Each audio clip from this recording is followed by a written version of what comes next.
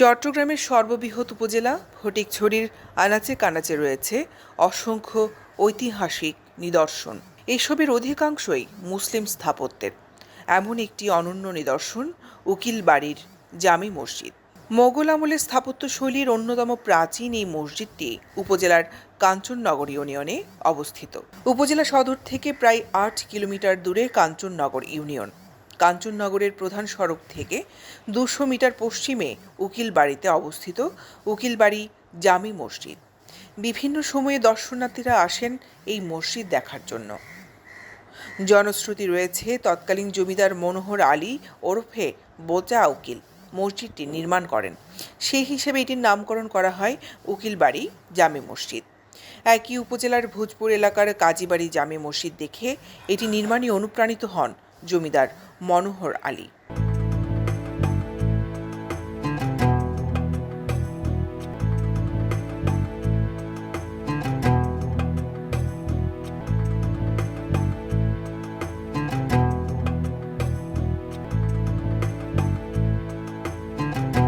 মনোহর আলী সে সময় গৌড় প্রদেশ থেকে ফটিকছড়িতে আসেন।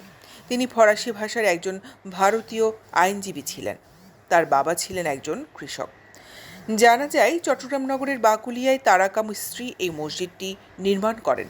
লোহা ও সিমেন্ট ছাড়া শুধু ৭০ থেকে ৮০ প্রকারের উপাদান দিয়ে তৈরি চুরকি, চুন আর ইট দিয়ে এটি নির্মাণ করা হয়।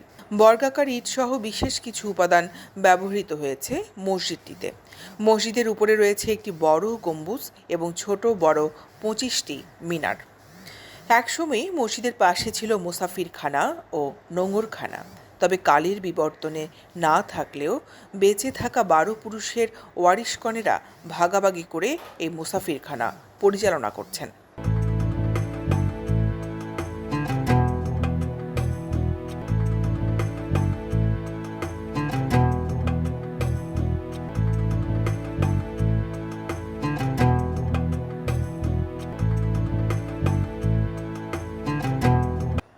যুদ্ধকালীন সময়ে মুক্তিযোদ্ধারা এই মুসাফিরখানায় অবস্থান করেছিল।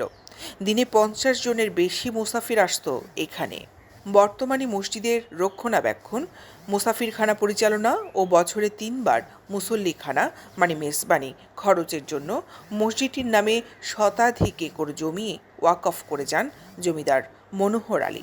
বর্তমানে তার অষ্টম বংশধররা মসজিদটি পরিচালনা করছেন। চেষ্টা করতেছি ওনার ডিট উনি যেটা দিয়েছেন গল্প ডিট আমরা মানে সার্বিক তত্ত্বাবধান করা এবং ওনার ডিট মতে কমপ্লিট সব কাজগুলো করার জন্য আমরা সার্বক্ষণিক চেষ্টায় আছি ইনশাআল্লাহ।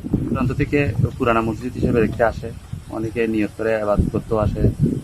আমরা নতুন করে মানে সুইং কোনো কাজ করতে চাই না, আমরা চাই জনগণের সেবা। এটা যেমন আমার চাচা জিয়া চৌধুরী প্রায় ৬,০০০-৭,০০০ মতো লুঙ্গি শাড়ি ঈদের সময় দেয় এবং এই বছরও প্রায় ৫০০ মতো অলাভরা আছি। দৈনিক আজাদী নিউজ ডেস্ক।